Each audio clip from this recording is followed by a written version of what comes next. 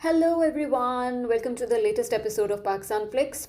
आज हमने जिस ड्रामा का रिव्यू करना है, काफ़ी अरसे से सब लोग पाकिस्तान में इस ड्रामे का बड़ा बेसब्री से इंतज़ार कर रहे थे। इतनी स्टेलर कास्ट के साथ इसके बहुत अरसे से इसके बारे में धूमें मची हुई थी, लोग बात कर रहे थे। इसके प्रोमोस भी जब रिलीज़ हुए वो बड़े इंप्रेसिव थे। और इस ड्रामा का नाम है मैं मंटो नहीं हूँ। तो जिस तरह कि आपको पता है कि बड़ी स्टेलर किस्म की कास्ट है इसमें, बेतहाशा इंडस्ट्री के जितने टॉप नॉच एक्टर्स हैं वो सारे इस सीरियल के अंदर काम कर रहे हैं। तो लेकिन before I start the review, मैं ऑनेस्टली ऑडियंस से सवाल करना चाहूँगी कि किस किस को ये ड्रामा एक्चुअली समझ आ रहा है।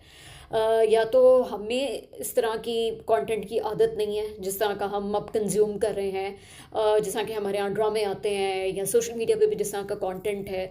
This drama is completely different from that kind of content. तो ऑनेस्टली स्पीकिंग, मुझे तो ड्रामे की अभी तक जितनी मैंने एपिसोड्स देखी हैं, मुझे इसका कोई सर पैर और कोई अलिफ पे इस ड्रामे की समझ नहीं आई। तो पहली चीज़ तो ये कि इस ड्रामा को देखने के लिए आपको बेतहाशा किस्म की पेशेंस की ज़रूरत है। डायलॉग्स हैं जब वो शुरू होते हैं तो वो ख़त्म होने का नाम ही नहीं लेते। इतने ज़्यादा कोई पुराने पास्ट के रेफरेंसेस और एग्जांपल्स के साथ हर डायलॉग को स्ट्रेच किया जा रहा है कि ऑनेस्टली हम लोगों को हमारा अटेंशन स्पैन या बहुत ज़्यादा डिटेरियोरेट कर गया है। इतनी ज़्यादा सब्र और पेशेंस मेरा नहीं ख्याल ऑडियंस के अंदर है कि वो इतने लंबे किस्म के डायलॉग्स जिसमें कहानियों पे कहानियाँ और स्टोरीज़ के अंदर से स्टोरीज़ जनरेट हो रही हैं, वो इतना ज़्यादा डाइजेस्ट कर सकते हैं। उसके अलावा जहाँ तक डायरेक्शन का ताल्लुक है तो बजट तो इस पे बहुत ज़्यादा लगाया गया है। पैसा इस पे खुल के खर्च किया गया है। जो इसकी शॉट्स हैं, शूटिंग है, वो बहुत ही खूबसूरत तरीके से हुई है। लाइटिंग इसकी बड़ी अच्छी है। तो उन चीज़ों के तो ऑनेस्टली फुल मार्क्स हैं। लेकिन एक चीज़ जिसका कहीं भी मैंने तज़किरा होते हुए नहीं सुना, और आई थिंक ये बात यहाँ मेंशन करनी बहुत ज़्यादा ज़रूरी है कि जिस तरह के हमारे कुछ एक्टर्स हैं, अली ज़फ़र हैं, जिनके ऊपर काफ़ी अरसे से हरासमेंट के चार्जेस वगैरह लगते रहे हैं, और फ़िरोज़ ख़ान हैं जो कि अपनी मैरिटल लाइफ के अंदर काफ़ी अब्यूज़ के वजह से मशहूर थे। और काफ़ी प्लेटफॉर्म्स पे ये बात की जाती है कि इन दो आर्टिस्ट्स को जो है हमें बैन करने की ज़रूरत है। और विच इज़ राइट, जिन लोगों को जेन्युइनली लगता है कि इन लोगों ने ज़्यादती की है अपने स्पाउस के साथ या बाकी लोगों के साथ, they have all the rights के इनको बाइकआउट भी करें और इनको बैन भी करें। इनफैक्ट अगर इन एक्टर्स के साथ कोई तस्वीर भी लगा देता है या कुछ पोस्ट भी कर देता है तो उन लोगों को भी गालियाँ सुननी पड़ती हैं। तो मेरा सवाल ऑडियंस से ये है कि इसके अंदर जो एक्ट्रेस है Saima, everybody knows that Saima is supposedly a home wrecker. और जो सैयद नूर थे, he was already married when she had an affair with him. और सैयद नूर की जो पहली वाइफ थी उनकी बड़ी एक पेनफुल डिजीज़ से अल्टीमेटली उनकी डेथ भी हुई।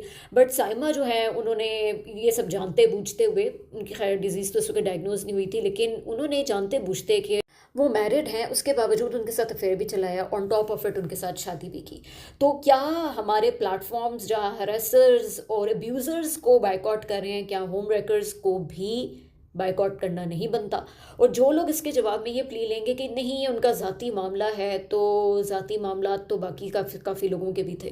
तो इस बेसिस पे ऑल्दो साइमा बड़ा सटल एक्टिंग कर रही हैं और बड़ी उनका ठहराव है उनके सारे सीन्स में और उनकी डायलॉग डिलीवरी को लेके, but I have my reservations due to her personal life also.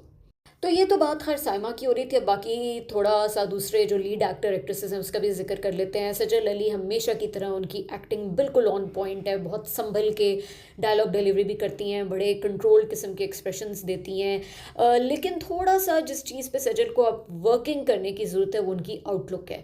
बहुत अरसे से सजल का जो पूरा ड्रेसिंग का स्टाइल है, जो उनका हेयर स्टाइल है, मे बी मेकअप भी, वो कुछ स्टैंड आउट नहीं करता। हालांकि she is a very naturally beautiful girl, इसमें कोई दो राय नहीं है।